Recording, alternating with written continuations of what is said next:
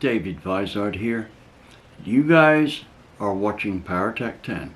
In this episode 138, and it's quite an off-the-cuff episode at that, wasn't planned for, I'm going to do some explaining on several situations concerning Eric Weingartner's, that's Weingartner Racing's channel, his last but one episode as of May I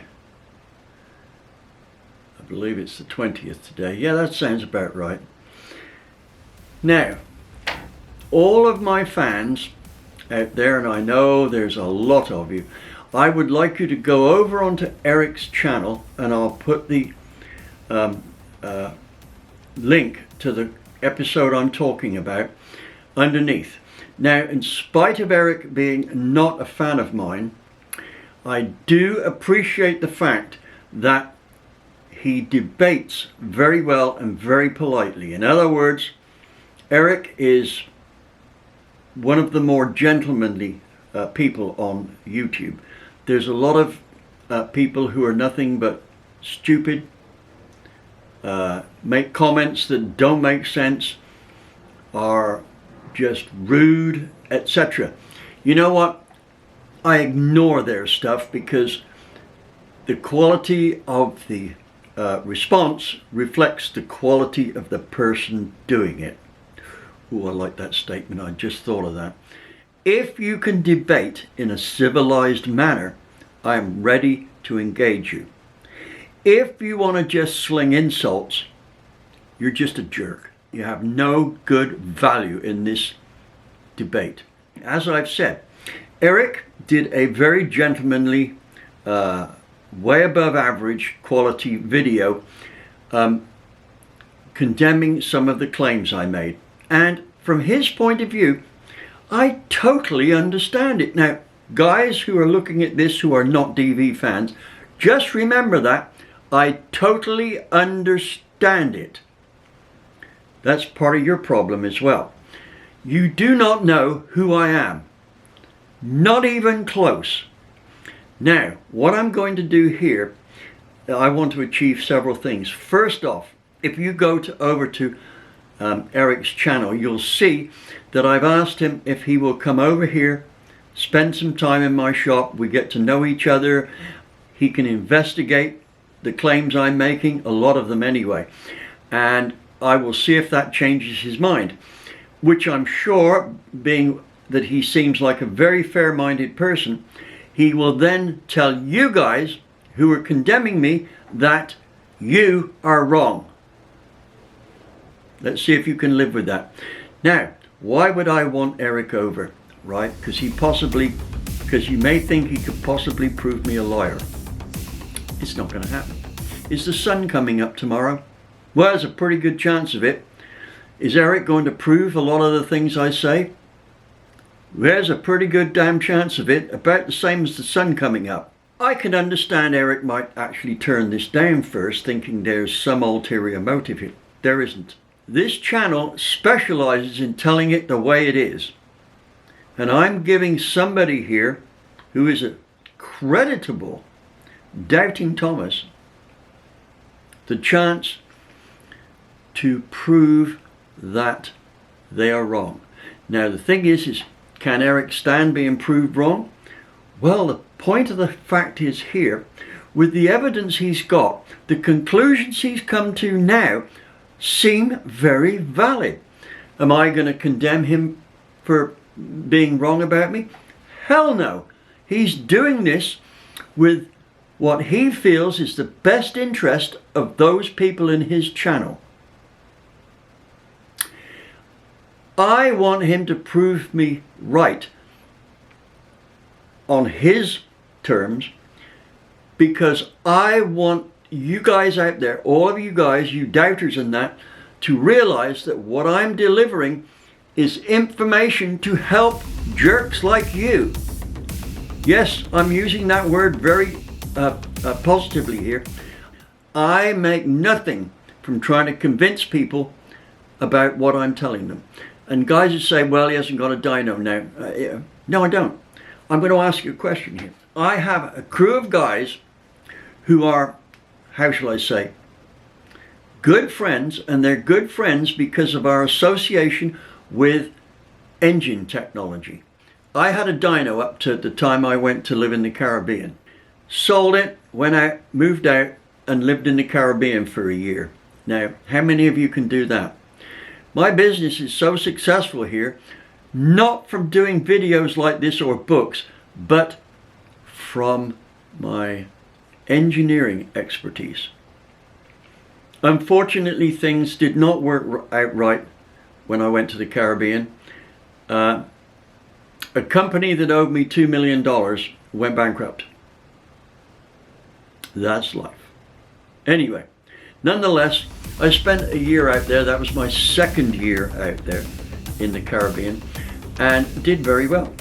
In spite of the fact I was on holiday, I worked about, 20 hours a week and made probably in the region of $4,000 to $5,000 a month. Not bad for being on vacation. Let's get back to the point here. Dynos. The deal here is I've got 2 dynos that I have access to and a crew to run them for nothing. This came about when I called up, when I got back from Tobago in the Caribbean. When I got back in 2000, I called up and said to a friend of mine, how much to rent your dyno for a day? And they said, well, what do you want to do? I said, well, I want to do stuff for my magazine stuff and the like, and the tests I'm doing. And they said, for you, nothing. Not 1, but 2. And of course, you know, because I'm such a shyster, I don't have many good friends, right? More than I can pin up on a wall that's 16 feet long. Also, got a rolling road dyno that I can use. No, 2 that I can use pretty much when I want. Now, I want all of those people to say, well, he doesn't have a dyno anymore. He hasn't had one for 20 years. Ask me why, at the age of 81, I should want to buy a dyno when I've got access to dynos and I don't have to pay for maintenance and I don't have to pay for the use of the wear and tear on the dyno. All I have to do is put the fuel in the engines I'm testing. And I've usually got 2 or more guys who put the engine on the dyno for me and take it off for me. That is not the lifestyle of somebody who's just a plain shyster, which a lot of you seem to think. I can tell you now, those of you who've got any attitude along that line there, totally have no idea who you're talking about and no idea what you're talking about. You don't know me. I am not about to expose my public life to you unless it's absolutely necessary. So, problem. Now here I'm going to expose those people who are doubting my word on this. And I suspect that the majority of you are silent and probably my fans. The minority of you have a doubting personality. Now let me tell you about doubters. One of the things is they're not usually very trustworthy. That's because there's an old saying, well, I think it's old, but it's a psychiatric saying, we see in others what we are ourselves. Be careful you don't fit into that category. Now, some of the doubters are using logic to say, this is not what you are, you're just boasting, bragging, telling lies. That's because they've reviewed what they know and it seems fairly complete. It isn't, but they're not to know it. And this is the trap that Eric's fallen into. I can't say I blame him. I am going to give him the opportunity to research what he says in more detail. And here's the other thing. I really want Eric's site to build up subscribers and circulation numbers in general. Why? As I've said before, he's one of the good guys. And I'm going to leave it at that. So let's talk about a couple of other things here.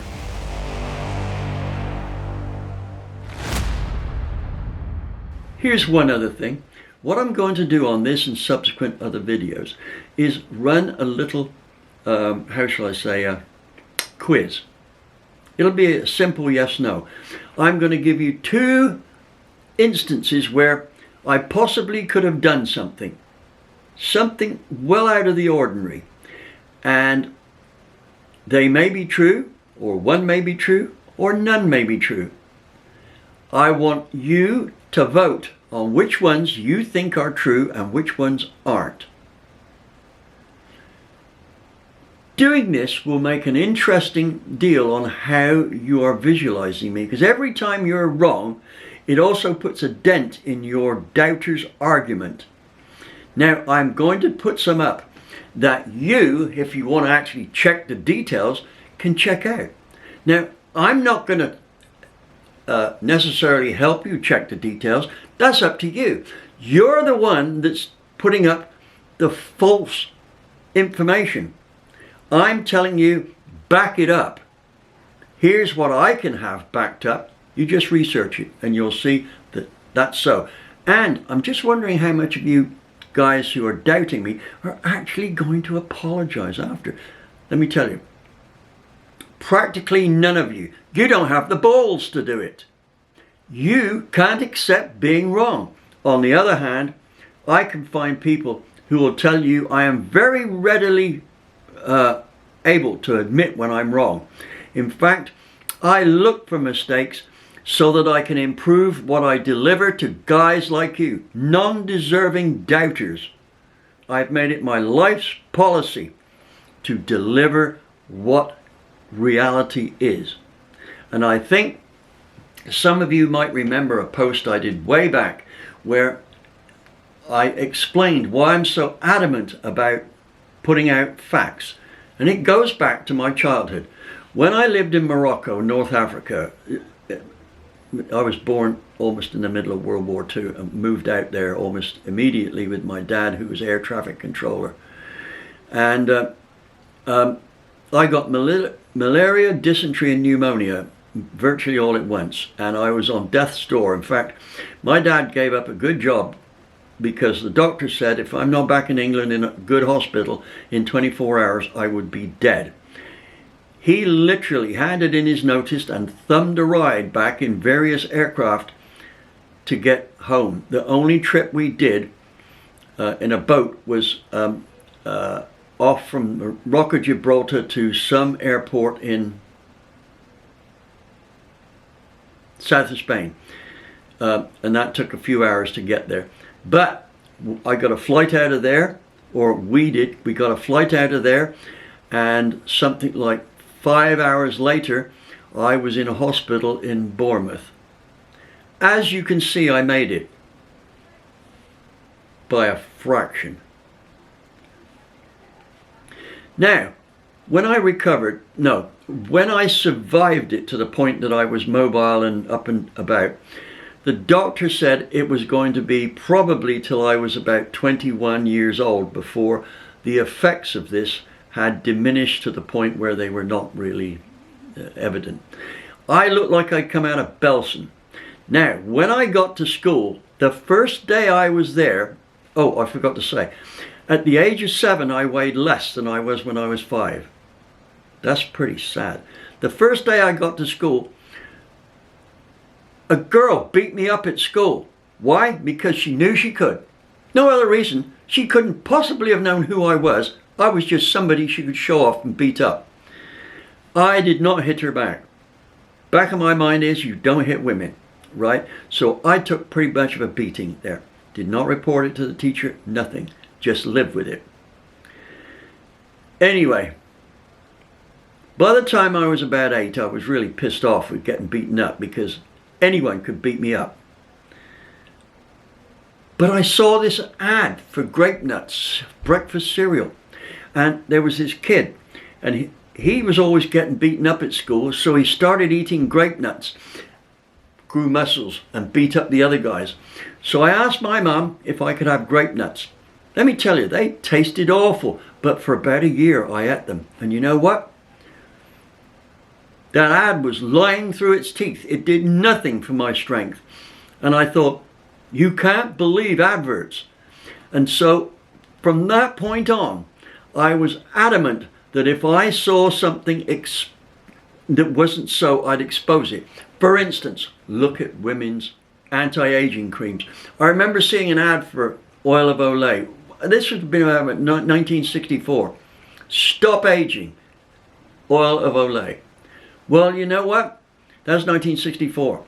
Why am I still seeing women that look 80 and 90 years old?